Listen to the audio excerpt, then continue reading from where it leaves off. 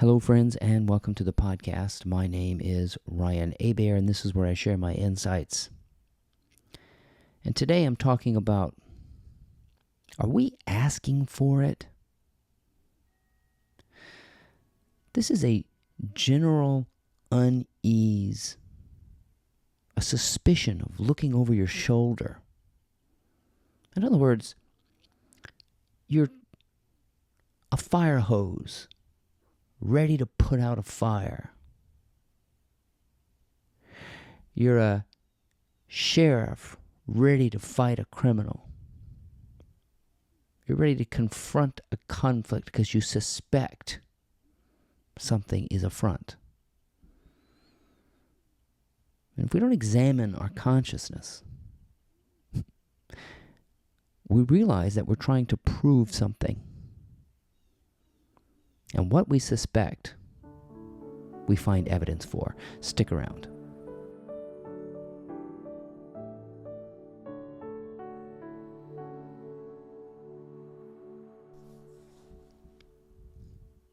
If you're the suspicious type,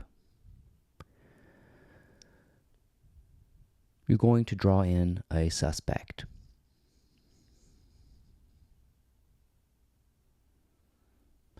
And this is a principle that is very difficult to understand.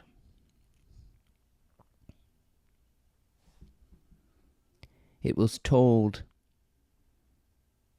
in a parable by Jesus, who used these words, and it can be cruel if you don't really contemplate this.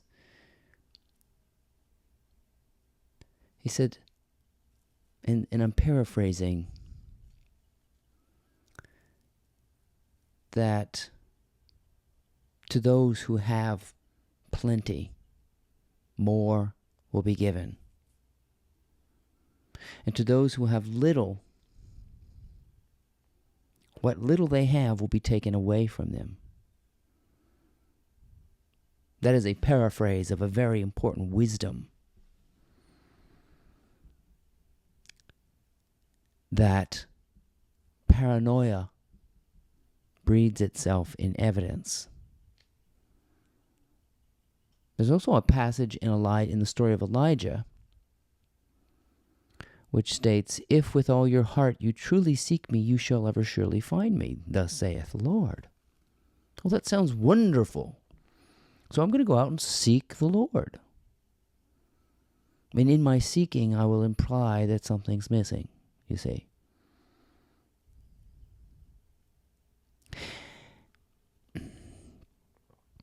And we live this way. We live this way like, I've got to look over my shoulder. You don't remember being told that when you were a kid? You got to watch out for yourself.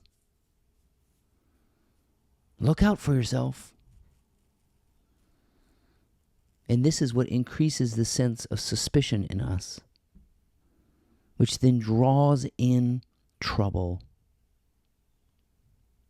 That is not to say that one will not encounter an obstacle or a problem that seems unsolvable. But if you have this trouble-free inner experience, obstacles do not seem insurmountable. They don't scare you. Even the inevitable does not scare you like death. That's not an obstacle. So most of your peering over your shoulder, creeping around, this general unease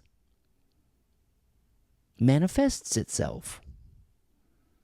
Paranoia manifests itself in proof, evidence.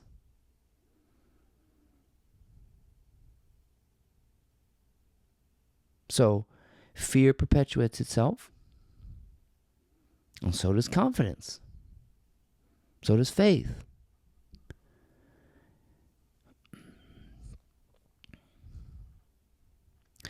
So if you're familiar with the sitcom from the 1960s called The Andy Griffith Show, you had two leadership styles that were parodied.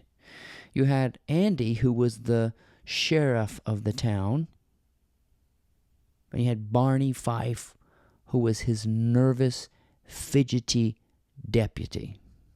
You see, Barney was looking for crime. He wanted some action in an otherwise dull town. He carried a gun. He even had a bullet. So everywhere he went, he had this fidgety, nervous sensibility about him, his character. And had he been sheriff, he would have attracted all sorts of unscrupulous activity because he was looking for it. In an implicit way, he was looking for a criminal because he suspected. He wanted to solve crimes. He always talking about, we need some action around here. So he was playing the part of dominant law enforcing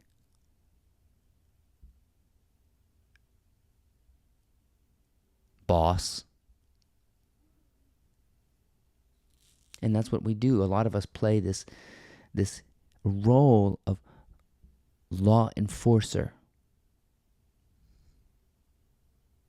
Alpha. But you know what's interesting about the real alpha? If you listen to people who study the animals who have a sort of a caste system, the real alpha is like Andy Griffith. Now you have to know the show, and I suspect that you've heard about this show. Andy was a kind of a lack law enforcer. He didn't wear a gun, although there were times he had to use it, but never pulled the trigger on anybody. He didn't carry a gun. He didn't go by the book. He kind of played it by ear, and he didn't enforce the law, but he simply reminded the bullies to calm down, and he helped the weak people get over themselves. He held people accountable in a way that was flexible, understanding, noble, and level-headed. See, Andy wasn't looking for trouble. He expected people to behave themselves. And if someone bumped up against the guardrail, he was simply there to remind them, hey, calm, chill out, or serve your time. Get out on good behavior, that sort of thing. But Andy was never looking for trouble. He actually had faith in the general goodness of humanity despite the occasional flare-up.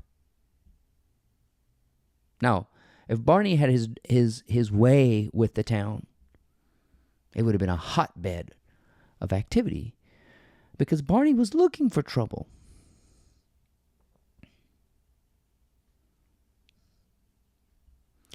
And so I ask you, are you looking for trouble? I know in my life, I unconsciously was looking for trouble because I was suspicious. I had a generally good marriage, actually. But there was a tinge of suspicion in me. I wanted to keep tabs on my spouse, just in case. You see, the prevention of getting hurt draws it into you. Isn't that weird? It's like trying to prevent death. It's coming for you one way or another, so you might as well just get comfortable in this uncertainty. And generally have no suspicion. And if something were to arise, you would know that you could take care of it in a trouble-free manner. That's why Albert Einstein asked a very important question. We have to ask a question. Do we live in a friendly or a hostile universe? And if you think the universe is hostile, you will find evidence for it, and you will continue to prove your theories of suspicion. See, we love that. We love to prove it, that it's hard to lose weight. We love that.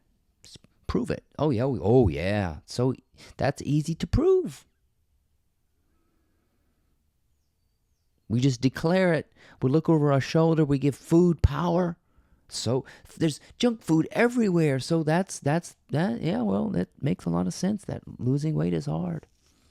You see? We look in the mirror and we expect to see rolls of fat, all kind of stuff. And there we have it. It's not until you drop the suspect.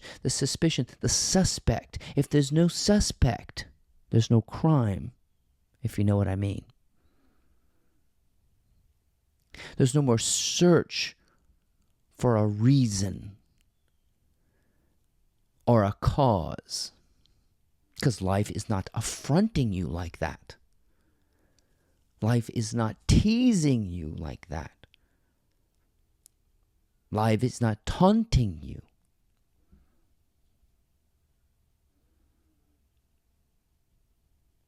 If anything, you have no choice but to have faith. Faith in your fellow humans, faith in the community, faith in nature, that nature can take care of itself better than the likes of you. Again, that is not to say that a challenge won't arise, but those things will not get a rise out of you. That's the commitment to the so-called law. You will not get bent out of shape by a bend in the road. There is no road. You're not going anywhere.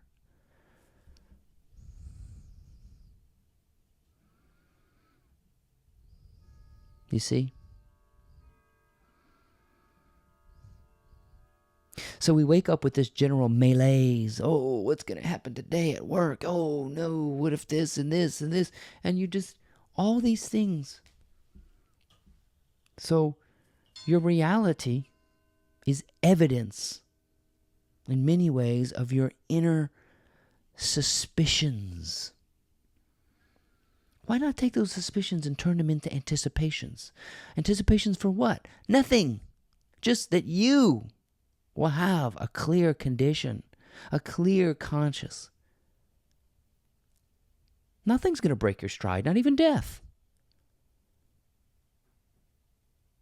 You will handle it peacefully, like a peacekeeping officer. You will be the real alpha, the one who's likable, noble, level-headed, flexible. Let's talk it out.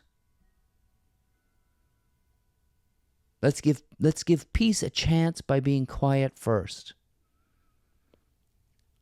Let's put the leading edge in no longer seeking reasons to be suspicious.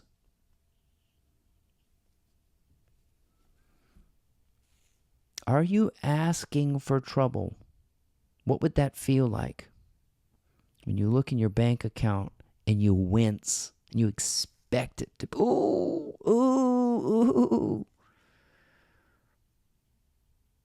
I knew this investment would be bad. I knew I shouldn't have spent the money on that. Ooh, guilt.